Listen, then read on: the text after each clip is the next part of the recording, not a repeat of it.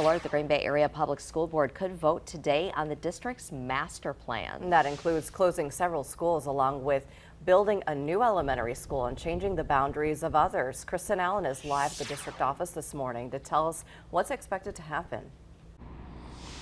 Good morning. Yeah, it's a bit of a controversial plan with a lot of community members speaking out against it. And there was a meeting last month and a meeting where people were able to come and voice their opinions and feedback. And many community members asked the school board to delay the vote, at least take a little bit more time on it.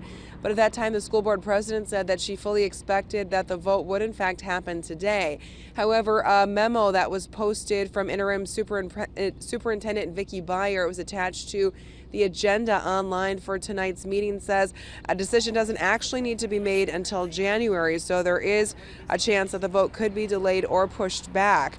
The recommendations in the master plan were made by a task force, and it's an effort to reverse a $20 million budget shortfall.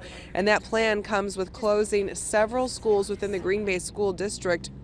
Some of those are Beaumont Elementary School, Doty Elementary School, and others. It would also include moving some schools, and that would include moving Leonardo da Vinci Elementary into Webster, also building a new elementary school and changing the boundaries yet of other schools.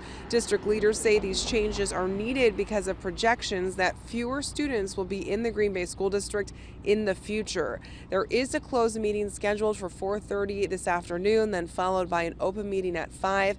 We will be following this story and bring you the latest developments. Reporting live in Green Bay, Kristen Allen, Action 2 News.